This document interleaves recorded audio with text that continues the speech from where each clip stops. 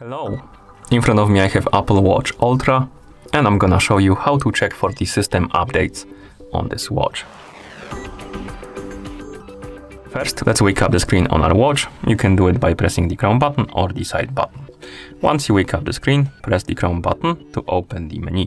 Now, scroll through the menu, find the settings icon and tap on it to open the settings. In settings, scroll down, find the option called General and select it. And here we should see, or you should see, software update option. Tap on it, and now the watch will start checking for the available updates.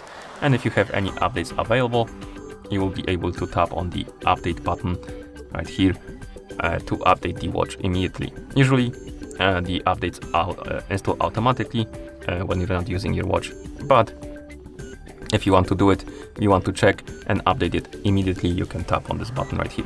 Be aware though that your watch needs to be connected to the internet and also make sure it's charged before you try to update it, because if the battery dies during the updating process, it might damage your watch.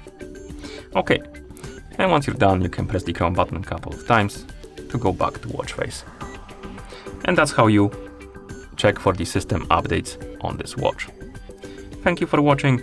If you found this video helpful, please consider subscribing to our channel and leaving the like on the video.